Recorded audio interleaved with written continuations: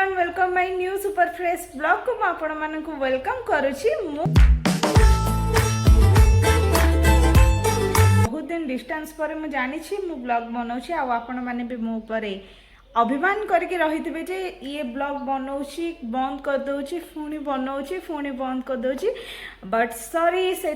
Sorry मागी दूसरी समस्त आगे मोर जी भी जन सब्सक्राइबर माने अच्छा मुझे समस्त आगे क्षमा मागुची। आउ आज आपण मानक मु प्रॉमिस करुच्ची मो द्वारा जी भी हो पार आम दुई जन मिसिकी किछिटा क्लिप नहीं कि गोटे ब्लॉगटा को एडिट करके आपण मानक सहित सबु बेले अपलोड करने को चेष्टा करी। सबुदिन मे भी न हो लॉन्ग ब्लॉग किंतु मिनी ब्लॉग मु सबुदिन चेष्टा करी जो मिनी ब्लॉग आपण मानक आने सो लॉन्ग ब्लॉग तो एमती मे भी गोटे वीक रे 3टा या 4टा मु आनिबा को ट्राई करूची आ तार भी गोटे टाइमिंग फिक्स कर देबी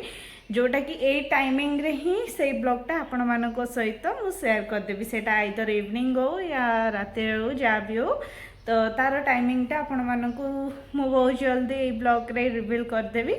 सो एनीवेज बहुत दिन है तो आमर ब्लॉग आसी नथला आपण माने भावुथिबे जे कुआडा हजि जाइतलु आम दु जण एक्चुअली नाही हजि नथलु बिकॉज गुल्लुंकर टिके देह खराब हो जाइतला आउ मोर भी टिके देह खराब हो जाइतला जेहेतु मु टिके असुस्थ मनीष मोर केतबले कोन होय सेटा तो मु कहि परबिनी।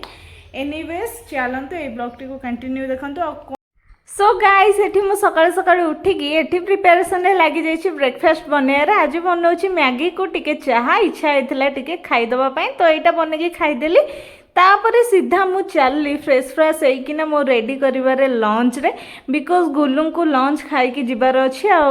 किंतु से व्यक्ति जनक ए जाय उठी नांती। आज मु लंच रे बनै देछि अरुआ भात डालमा और भिंडी आलू भजा सिंपल सा सादा सा खाई दबा दी जण तो आमे रहूचे खाई दे कि शांति रे सीधा लंच कंप्लीट करके तांको ड्यूटी रे जिबे किंतु चलतु मु आपण मानक देखे मो स्वामी ए जाए उठी नांती से सोइछंती बिकॉज से राति सारा फोन केंचिबारे व्यस्त थांती से सब बेले लेट रे सुवंती और लेट रे ही उठंती। एनीवेज गुल्लू एबे टिके तांको आदतटा को चेंज कर देइछंती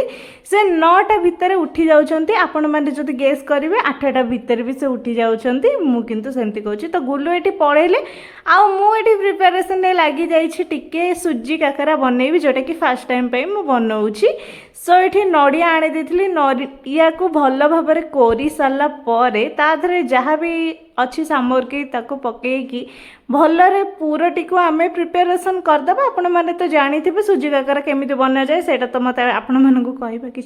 इम्पोर्टाट नुहे आपण मैंने से भल भाव जानी थे तो ये सुजी पकईकी भल से सुजी को जंती दबा आउ ताको टिके मु छाड़ी देती बिकॉज मो हाथ में टिके नाको चेंका लगी जाइए जेहेतु एटा मोर फर्स्ट टाइम थिला सुजी काकरा बनैया मु सब बड़े चकुड़ी घरिका सब बरा फरा सब बनै दिए बिकॉज ये पिठापणा कहले एटा टिके मो द्वारा डिफिकल्ट हो जाए किंतु एबे ट्राई करुछि टिके पिठापणा बनैया घर एकुटिया जेहेतु रोचे सब किछि बनै दउछि तो आज बनाऊली जमती कि सुजी काकरा और समस्त को भी मुझे खाइबाक देती समस्ते कहते सुजी काकराटा बहुत ही टेस्टी होता भल होता तो मत गुड़ यूज कर जमार भल लगे मत मु जानी कमे मत गुड़र टेस्ट जमार भी भल नुहे से मु सुजी काकरारे चीनी यूज करी। एनीवेज तार टेस्ट भी बहुत भल होता तो ये भलरे मु सेप देदेली बहुत ही कम बनई जेहेतु मु फास्ट थरक बनाऊँगी से भाविली बहुत ही कम बनैबी जब समस्त को भल लगे डेफिनेटली मु आउ थे ट्राए करी आ तार रेसिपी जोटा कि मुझे बनाऊँगी से सहित सेयार करी। तो सुजी काकरा बनईकी आसिक रेस्ट नेला बेलू देखिली मो गोड़टा आहरी बहुत जोर फुली जाइए। एनीवेज सेटा भी भल हो डॉक्टर को पचारिक आसती तो यटार किसी टेंशन नबार मोर नाला जेहेतु मु रोसे घरे बेसी टाइम टी ठिया हो जाऊँगी रेस्ट नौनी बसी बसी कम करने डॉक्टर कहते किंतु मु लगातार कंटिन्यूअसली ठिया होगी कम कर गोटा टी फुली जाइए भी ठीक हो डॉक्टर कहते आपाई किटा मत गाइडलाइन दिखाई से मत फॉलो करार अच्छी